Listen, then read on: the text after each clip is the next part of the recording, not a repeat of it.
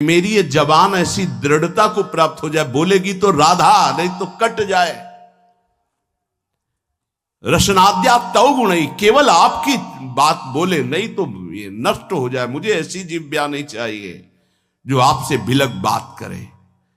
दृढ़ियो, मुझे दृढ़ कर दो इस वाणी को, मेरी रसेंद्री को आपका उच्छिष्ट पाए, मेरी वाकेंद्री को आपका गुणगान करे। बस मुझे नहीं चाहिए और कुछ। राधा राधा राधा, क्या दुर्लभ रह जाएगा, क्या चाहिए। पलक झपकने को निमेष कहते हैं। इतने में राधा के प्रीतम ने अनंत ब्रह्मांडों का सृजन कर दिया। ऐसी किशोरी जो हमारी है और ऐसी किशोरी जो के अधीन लाल जो है, मुझे क्या चाहिए समझ में नहीं आता। कोई पदाधिकारी हाथ मिला दे तो छाती फुला के गर्भ में घूमोगे, वो पता नहीं दोबारा तुमसे मिले कि ना मिले, तुम्हारी बात समझ पाए कि ना समझ पाए। अनंत ब्रह्मांडों के स्वामी को अधीन रखने वाली प्रिया जो कह रहे तू मेरा है, तभी हमारे हृदय में निकलता है हमारे माई श्यामा जी को रात। ध्यान रखना, अगर प्रियाजू ने स्वीकार न किया होता तो वाणी से नहीं तुम बोल सकते कि मेरी प्रियाजू। ये तभी बोल सकते हो जब प्रियाजू ने स्वीकार किया है। तभी यहां बैठे हो वृंदावन में प्रियाजू के घर में, तभी आप प्रियाजू के निज जनों से प्रियाजू की बात सुन रहे हो। स्वीकार करो पहले कि प्रियाजू ने तुम्हें स्वीकार किया है। हे स्वामिनी जू, मुझे ऐसी दृढ़ता दे दो, निर्माणा भवतु रसनाद्या तव गुणई, मेरी जबान अनन्य हो जाए, केवल राधा यश गान करे, राधा बोले। सदा स्थातुम कांखे विपिन वर कुंजे तव नवयो, प्रियाजू मेरे शरीर को ऐसा कर दो कि वृंदावन छोड़ के ना जाए। ऐसा रोग दे दो, ऐसी परिस्थिति दे दो, ऐसी घटना कर दो कि वृंदावन से कभी बाहर जाने लायक ही न रहे। बड़ी कृपा। घबरा जाएगा हृदय, रोग दे दो। नहीं नहीं, हमें कहीं भी रखो, रोग मत देना। भव रोग तो लगा ही आए, उसको तो तुम जान ही नहीं पा रहे, जो तुम्हें बार बार जन्म मरण, कैसा कैसा कष्ट है। जीव मानव योनि में आया, गर्भ में आया, 9 महीना रहा, मर गया, फिर दूसरे गर्भ में गया।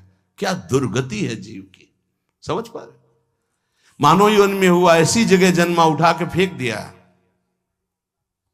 उठा के फेंक दिया जैसे कोई डस्टबिन में कूड़ा फेंकता है। क्या दुर्गति है जीव की, समझ नहीं पा रहे। आज तुम विवेकवान हो, बुद्धिमान हो, स्वस्थ हो, प्राप्त कर लो प्रभु को, नहीं कल पछताना पड़ेगा। कुछ काम नहीं करेगा तुम्हारी बुद्धि। जो बहुत बुद्धिमान है ना, यही देख लेना, यही तुम्हारी दृष्टि नहीं है इसलिए तुम्हें दिखाई नहीं दे रहा, दूर से दिखाई दे रहा है।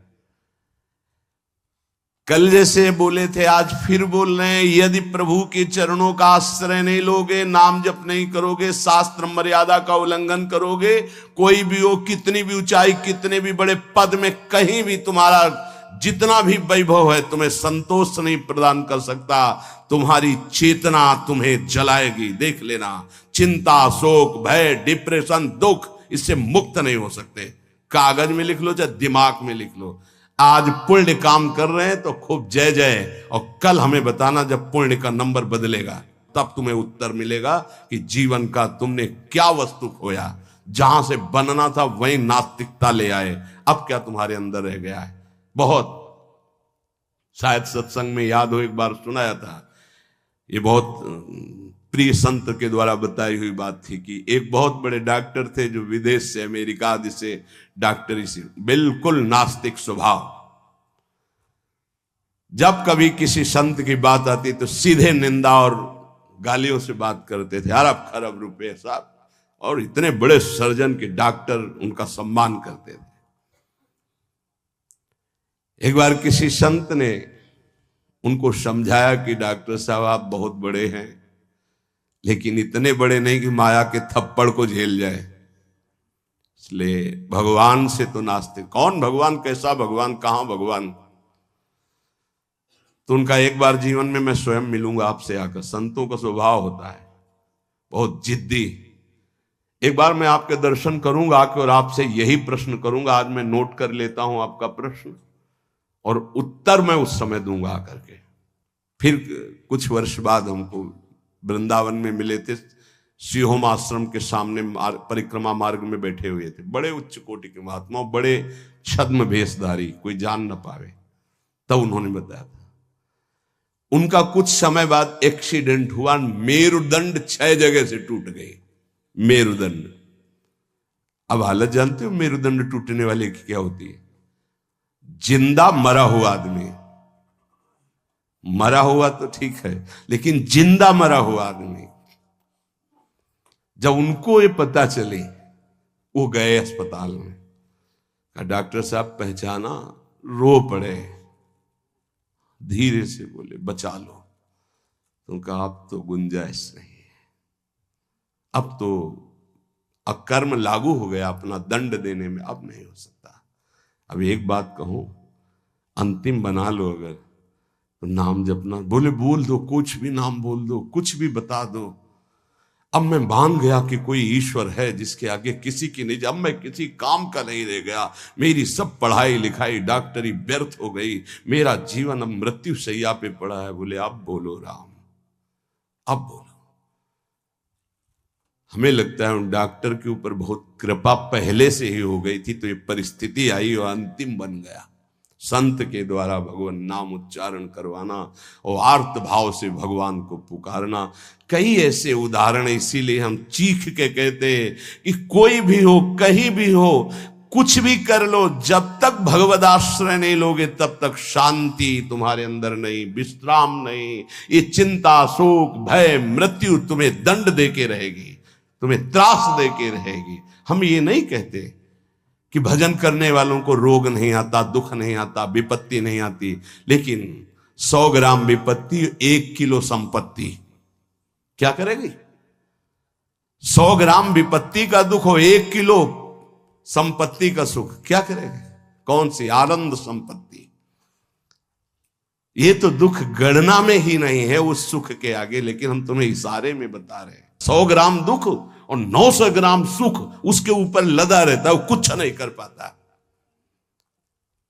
भगवद आश्रित के हृदय को तुम नहीं जान पाओगे। तुम भी भगवद आश्रित हो जाओ। सदा स्थातुम कांखे विपिन वर कुंजे चनवयो। ऐसी कृपा कर दो श्री जी कि धाम से जाने योग्य न रह जाए, ऐसी कृपा करो। बड़ी कृपा होती है।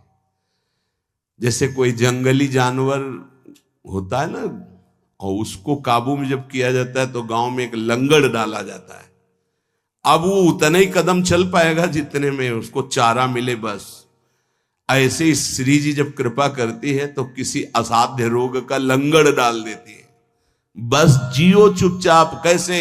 राधा राधा राधा, और आ जाओ हमारे पास। ये बड़ा सौभाग्य होता है, बड़ा सौभाग्य। अभी नौजवान एक परसों के आए थे, यहां कैंसर था।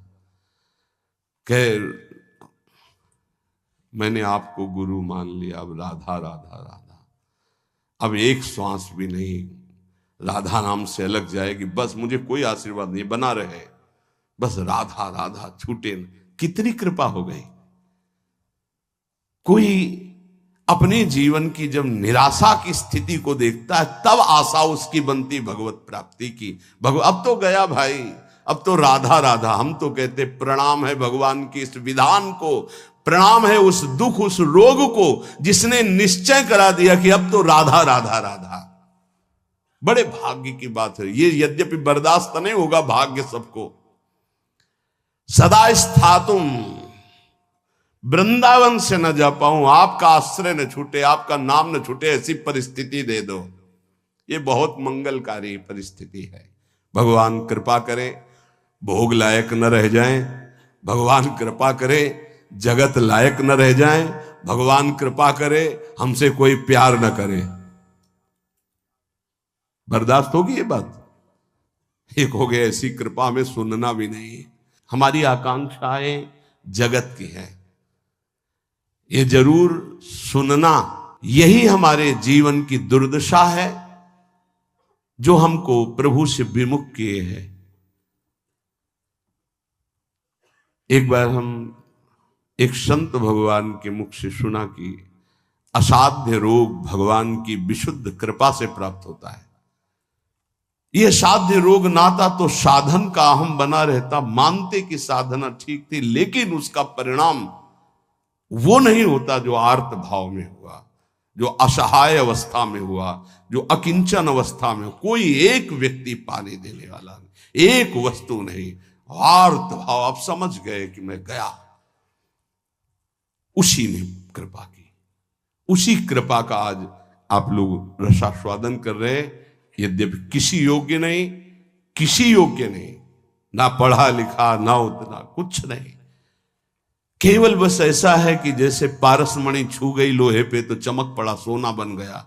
वो उस लोहा जंगहा किसी के काम आने वाला नहीं था।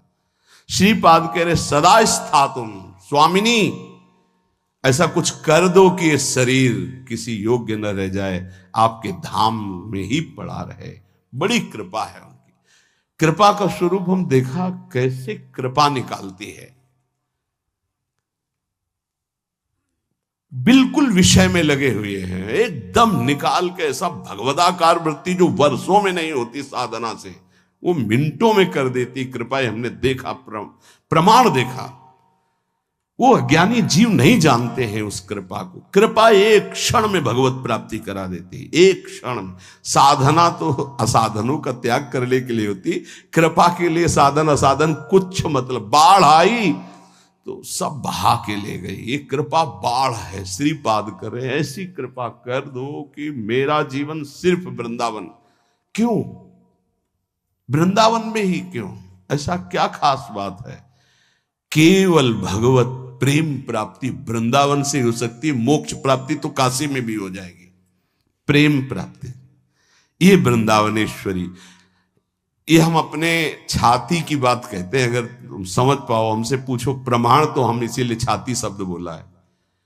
यहां जब शरीर छूटता है तो वृंदा सखी, जैसे अभी इशारा हुआ था ना, इसमें निदेशात संप्राप्तो वर युवत युग्मम प्रिवहु।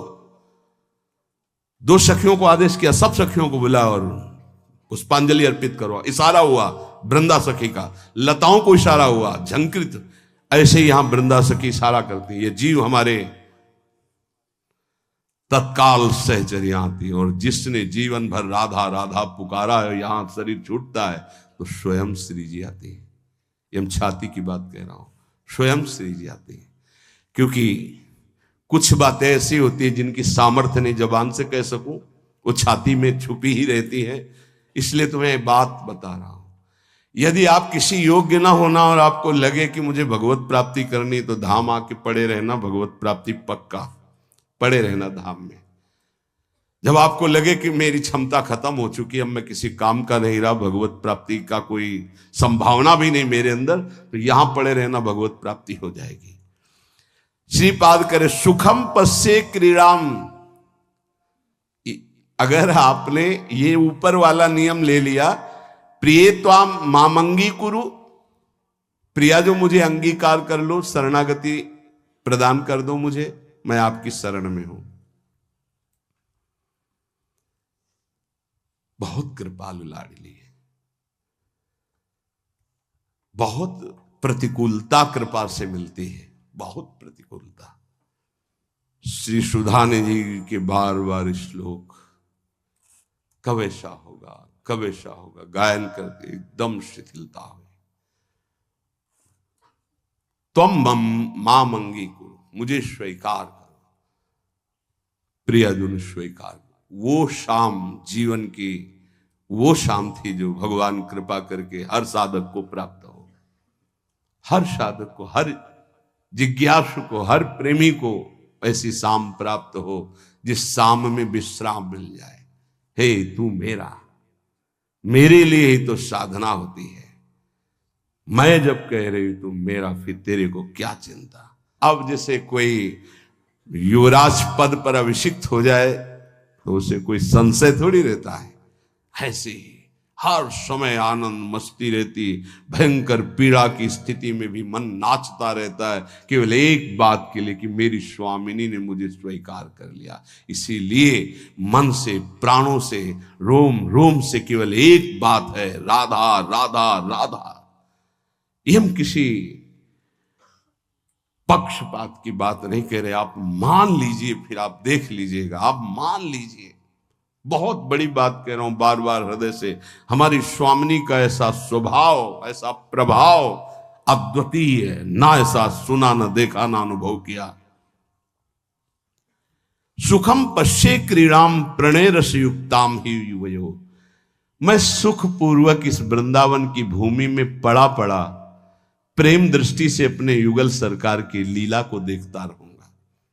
गुरु कृपा ही केवलम, गुरुदेव की कृपा से ही ये निष्ठा प्राप्त होती है कि वृंदावन वृंदावन, प्राण वृंदावन, जीवन वृंदावन, सर्वस्व वृंदावन। एक दिन बैठे बैठे हृदय से स्फुरित हुआ था, जो एक दो बार गाया है। ये हृदय की पूरी मनन की हुई बात आपको जो एक दो बार पद गा करके सबको सुना, ये हृदय से केवल है। ये राधा नाम है जीवन हमारा, राधा नाम प्राण आधार है, राधा नाम है कर्ता विधाता, ये राधा नाम पालनहार है। राधा नाम सबका पूज्य है, राधा नाम का पूजन करे, राधा नाम के ही ध्यान से हम शुद्ध अपना मन करें। राधा नाम के जप ध्यान से प्रेम बढ़ता जाएगा, राधा नाम ही हमें प्रेम में निकुंज तक पहुंचाएगा। इस पूरा जीवन का सार, ये हमारा जीवन है, ये प्राण है, यही हमारा कर्ता, यही हमारा विधाता, विधान बदलने वाला है, यही हमारा सर्वस्व है, यही हमें निकुंज तक पहुंचाएगा। विश्वास कर लीजिए। पड़ा रहूं इस रज में, राधा राधा पुकारता रहूं। कैसी इस रज की महिमा। श्री भट्ट देवाचार्य जी कहते हैं, अगर इस रज के बाहर संपत्ति की तो बात जाने दो, हरि भी खड़े होंगे तो आंख उठा के नहीं देखूंगा। विपिन राज सीमा के बाहर हरिहु को न निहार, रे मन वृंदा विपिन निहार। उपासक सर्वत्र सगुण निराकार की भावना में विराजमान वृत्ति के द्वारा सम हो जाता है। सगुण निराकार जैसे राधा वल्लभ, यह हमारा रूप है आराध्य का, लेकिन मुझे दिखाई नहीं दे रहा, सर्वत्र वही है। हम भावना करते हैं अव्यक्त रूप से, निराकार रूप से, सगुण निराकार। सगुण हमारे प्रभु राधा वल्लभ जी, आकार ये सब हैं, लेकिन इनके अंदर वो विराजमान है। यहां से संसार से जीवन मुक्त अब समिट गई पूरी ममता अपने प्रिया प्रीतम के चरणों में, तब ये प्रेम का प्रादुर्भाव होता है। भगवान से मनाना चाहिए कि हमारी बुद्धि को नष्ट कर दो। ये जो बहुत ज्ञान विज्ञान चलती है बुद्धि, प्रभु बस इसको इतना कर दो कि राधा राधा राधा राधा राधा, बस इतने में स्थित हो जाए, ना कोई तर्क आवे और ना कोई हमारी जानकारी की इच्छा रह जाए। उपासक के अंदर प्रश्न की धरा ही नहीं होनी चाहिए। जो हमको मिला इसके आगे हमको जानना ही नहीं चाहते, उससे सब कुछ प्रकट हो जाएगा। सच्ची मानिए, जीवन में कभी किसी से प्रश्न नहीं हुआ, कभी किसी से, गुरुदेव के सिवा, वो भी उपासना संबंध से। वैसे गुरु कृपा से सब प्रश्नों का समाधान होता है, वो मिलान के लिए। कि वेदांत कहता सर्वम खलमिदम ब्रह्म, तो प्रेम उपासना क्या कहती है? तो बोले सर्वान वस्तुतया निरीक्ष परम स्वाराध्य बुद्धिर्मम। तो ठीक है, हम इतनी जगह दर्शन करने जाते हैं, सब जगह प्रभु के अलग अलग नाम हैं, रूप वही वंशीधारी हैं, फिर मना क्यों किया जाता है? नहीं, कोई मना नहीं है। तो फिर हम वहां भावना क्या करें? हमारे राधा वल्लभ लाल जब इस कुंज में गए तो ये नाम पड़ गया, इस कुंज में गए। बस जो प्रश्न हमको उपासना संबंधी, बस अपने उपास्य देव में किसी भी तरह का तर्क कभी उपस्थित नहीं हुआ। उपास्य देव की उपासना को पुष्ट करने का प्रश्न, उपासक के अंदर कोई प्रश्न नहीं रहना चाहिए। जो मंत्र और नाम मिला है समस्त समाधानों का समाधान है। अनन्य ममता विष्णु और प्रेम संगीता। हमारी जो अनन्यता है वो पहले व्यापक तत्व में हो जाए, समाधान तभी प्राप्त होगा। ध्यान रखना, एक भी सृष्टि में कोई भी अगर हमारे प्रभु से अलग हमारी दृष्टि और व्यवहार में रहेगा तो भगवत प्राप्ति में बाधा रहेगी। इतना बड़ा खेल है। अनन्य ममता विष्णु, और विष्णु माने व्यापक। जो हम आराध्य देव का नाम स्वीकार किया गुरु प्रताप से, राधा वल्लभ लाल, वो राधा वल्लभ लाल विष्णु माने व्यापक। अनन्य ममता, हमारी ममता राधा वल्लभ लाल जी के चरणों में, और वो व्यापक, सब में वो व्यापक है। प्रेम संगीता, इसी से प्रेम का स्फुरण होगा। पहले सब में बराबर। हरिवंश नाम लीजिए अजात शत्रु ते सदा। देखो भला ऐसा है? ऐसा नहीं। इसीलिए नाम जपने पर भी नाम का रंग नहीं आ पा रहा, क्योंकि इससे नामापराध बन जाता है। किसी भी देवता की निंदा करना, भगवान शिव हरि में भेद रखना, संत वैष्णव गुरुदेव की निंदा करना, वेद के शास्त्रों के गुरु उपदेश के प्रतिकूल चलना, ना सुनने वाले को भी, ना चाहने वाले को भी, अश्रद्धालु को भी उपदेश करना, कई ऐसे नाम अपराध है। नाम को अर्थवाद मानना कि अरे ये तो केवल रोचकता बढ़ाने के लिए कहते हैं, ऐसा नाम का फल नहीं है। इन सब बातों से नाम जपने पर अरुचि हो जाती है, और नाम जपने पर भी नाम का फल प्रकाशित नहीं होता। अगर हम इसी जन्म में बहुत जल्दी लाभ प्राप्त करना चाहते हैं तो किसी से भी न राग न द्वेष। अनन्य ममता विष्णुर, जो व्यापक तत्व है। दो प्रकार की उपासना करनी ही होती है हर उपासक को। एक होती है सीमा के अंतर्गत, और एक होती असीम। ये दोनों उपासना की पद्धतियां स्वीकार करनी पड़ेगी। सीमा के अंतर्गत सिर्फ राधा वल्लभ लाल, असीम सर्वत्र राधा वल्लभ लाल। यो वृंदावन सीमनी कश्चन घनाश्चर्य किशोरी मणेश, ये सीमा के अंतर्गत। असीम सर्वान वस्तुतया निरीक्ष। दोनों पद्धतियां स्वीकार करनी ही पड़ती है। पहली पद्धति में समता और दूसरी पद्धति में ममता। समता करके विस्मृत, ममता करके आसक्त। ये प्रेम संग, प्रेम का प्रादुर्भाव। समझ पा रहे? अगर एक भी वस्तु व्यक्ति स्थान से कहीं भी नफरत है, द्वेष है, शत्रुता है, तो जब तक उसको नहीं मिटाओगे भगवत प्राप्त नहीं हो पाओगे। कहीं भी द्वेष नहीं था। केवल रंगनाथ जी के मंदिर के जो सेठ जी थे उनसे जरा सा द्वेष पूर्व का था लाला बाबू को, तो श्री कृष्णदास जी ने उनको विरक्त वेश नहीं दिया। और जिस दिन वो उनके सामने भिक्षावृत्ति के लिए खड़े हो गए और द्वेष खत्म हुआ, हृदय से लगाए और गए, तो रास्ते में मिल गए कि लाला बाबू आज तुम्हें हम विरक्त वेश देंगे।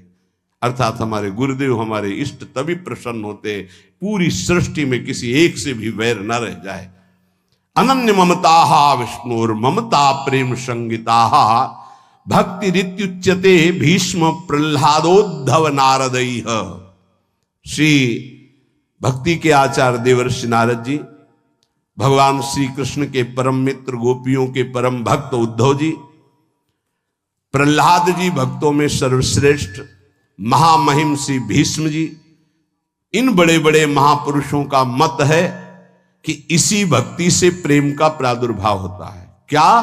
सब में विष्णुर व्यापक प्रभु हमारे, व्यवहार आपका ऐसा सम, और ममता अनन्य भाव से जो गुरुदेव प्रदत्त आराध्य देव का रूप है उसके सिवा, उसके सिवा नहीं।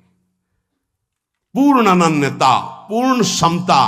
अभी आनंद आ जाए। ये जब उतरे हो अखाड़े पे तो चोट की क्या परवाह, दांव मारो विजयी भव, क्योंकि श्री जी हमारे संग है। नागरी दासी जन्म जितायो बलिहारी बलिहारी।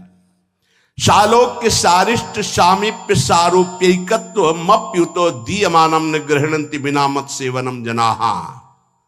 पहला भक्ति का स्वरूप और दूसरा निष्कामता का स्वरूप। उस उपासक में जो अनन्य ममता अपने आराध्य देव में करता है, उसको इस लोक के भोग परलोक के भोगों की तो बात जाने दो, मुक्तियों की भी इच्छा नहीं रहती। तो चलो हमारी स्थिति ऐसी नहीं, लेकिन हमें अपनी इच्छा को शासन में तो लेना पड़ेगा।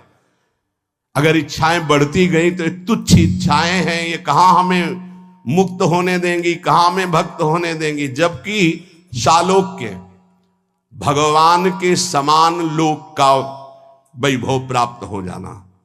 जैसे सुदामा पुरी बन गई तो सुदामा जी ने उस पुरी का भोग नहीं किया, पत्नी से कहा तुम ही ने भेजा था, तुम ही इसका भोग करो, हम तो भिक्षावृत्ति से वैसे ही जिएंगे जैसे अपने प्यारे श्री कृष्ण के लिए जीते थे। शालोक्य नहीं स्वीकार किया। शारिष्ट भगवान के समान ऐश्वर्य विभूतियां बल विक्रम सब जागृत हो जाना। सामीप्य भगवान के समीप भगवत स्वरूप धारण करके विराजमान रहना। सायुज्य भगवान में समा जाना। जैसे तरंग जल में लीन हो गई, कोई भी मोक्ष नहीं चाहता। भक्त तो चरण दासता के सिवा कोई सुख नहीं चाहता।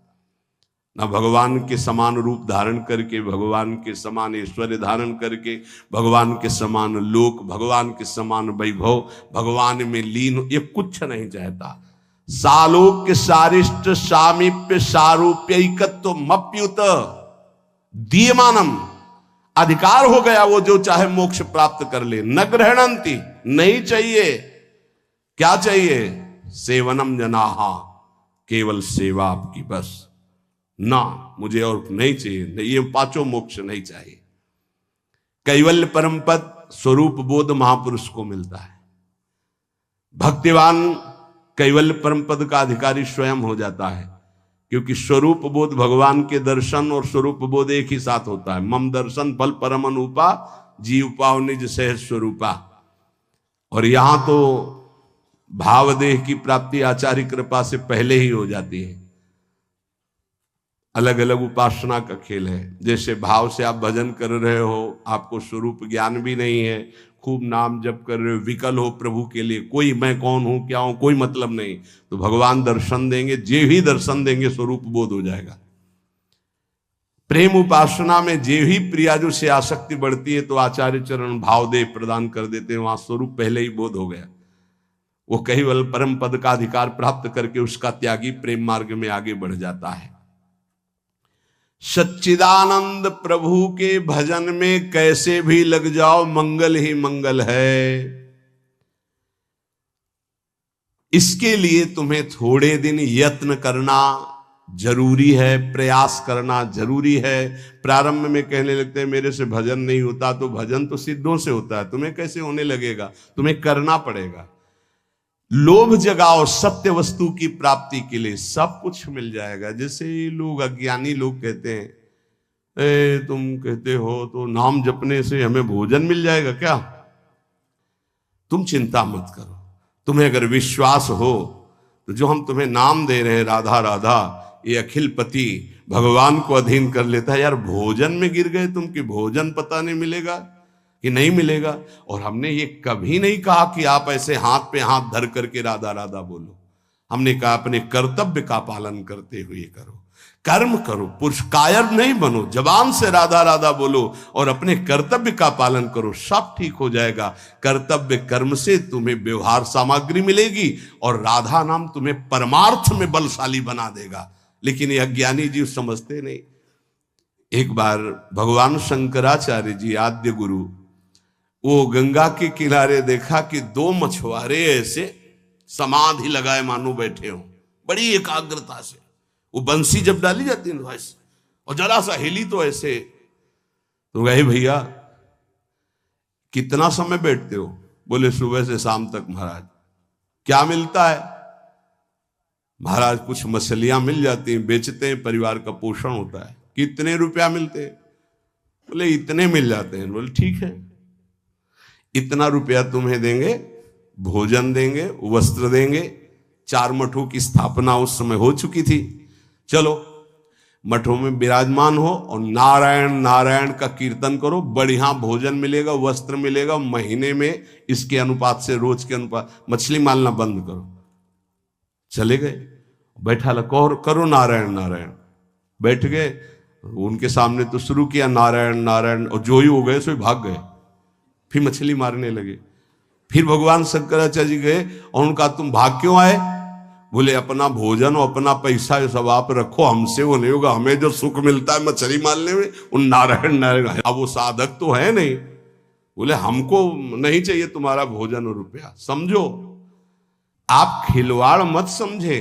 हर सुख सुविधा प्राप्त होने पर भी मन को रोक पाना, ये बड़े बहादुर हैं, ये बड़े वीर हैं जो श्री जी के लिए अपने समस्त संबंधों को स्वाहा करके और आगे कदम बढ़ा रहे हैं। खिलवाड़ ना समझो।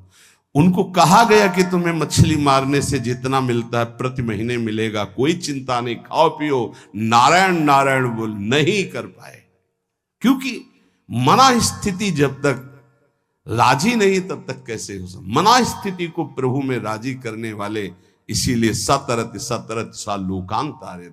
तो आप सबसे प्रार्थना है, भजन सिद्धों का होता है, साधकों का नहीं। साधकों को प्रारंभ में बिना रुचि के, बिना भाव के, बिना स्वाद के भजन करना पड़ता है, और भजन ही हमारे जीवन को परम सुख में पहुंचाएगा। आत्यंतिक दुख की निवृत्ति, जहां लेस मात्र भी दुख नहीं प्यारे, वहां पहुंचने की बात कही जा रही है। इसलिए आप बात मान जाओ, क्योंकि ये ऐसी कोई वस्तु नहीं कि हम खरीद के आपको खवा दें, ऐसी कोई बात नहीं जो हम आपको दिखा दें। बस वाणी से कह के असमर्थ होकर के बस कहते हैं कि आप मान लो बात।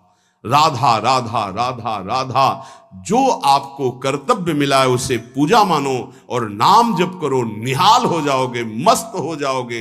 कोई भी तुम्हें परास्त नहीं कर पाएगा, हारते हुए भी जीत जाओगे, और अगर प्रभु से विमुख रहे तो जीतते हुए भी हार जाओगे। ये बात ध्यान रखना जीवन की। नाम है तो सब कुछ है, नाम छूटा तो कुछ नहीं। इतनी बात लिख लो। ये हम केवल कोरी भावुकता में नहीं कहते, किसी पक्षपात में नहीं कहते, शास्त्र प्रमाणित जीवन का सार आपको बात कहते हैं। राधा राधा राधा।